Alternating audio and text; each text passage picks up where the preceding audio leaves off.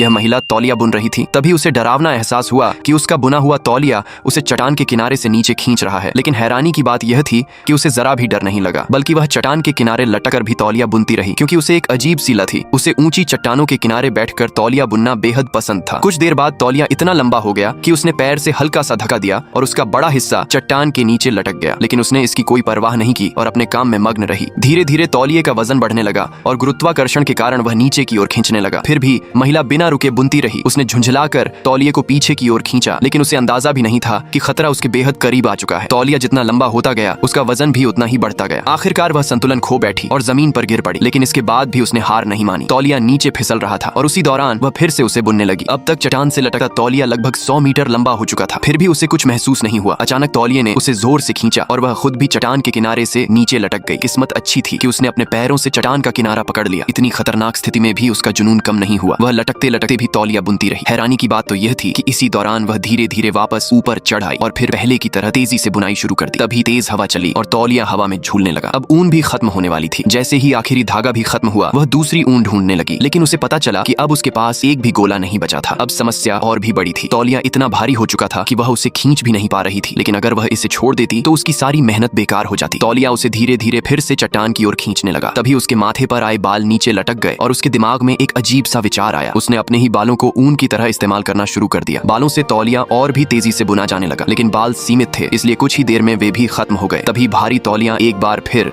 उसे चट्टान की ओर घसीटने लगा। अपनी जान बचाने के लिए वह पूरी ताकत से पीछे भागने लगी, लेकिन उसके बाल तौलिए में उलझ चुके थे। तभी उसकी नजर सामने पड़ी एक कैंची पर गई। उसे ऐसा लगा जैसे उसे जीवन दान मिल गया हो। वह जमीन पर लेटकर रेंगते हुए धीरे धीरे कैंची की ओर बढ़ने लगी। बस कुछ ही दूरी बाकी थी कि अचानक बुनाई की सुई टूट गई। अगले ही पल भारी तौलिया पूरी ताकत से उसे फिर चट्टान की ओर खींचने लगा। अब उसके पास विरोध करने की ताकत नहीं बची थी। वह सीधे गहरी खाई में गिरने लगी। लेकिन आखिरी क्षण में उसने अपने दांतों से बाल काट दिए और किसी तरह अपनी जान बचा ली। सबको लगा कि इस हादसे के बाद वह अपनी गलती से सबक सीख जाएगी। लेकिन उसकी तौलिया बुनने की सनक खत्म नहीं हुई। कुछ दिनों बाद उसने एक दूसरी पहाड़ी ढूंढ ली और वहां फिर से तौलिया बुनना शुरू कर दिया। इस बार उसकी किस्मत ने उसका साथ नहीं दिया। आखिरकार वह हमेशा के लिए गहरी खाई में समा गई।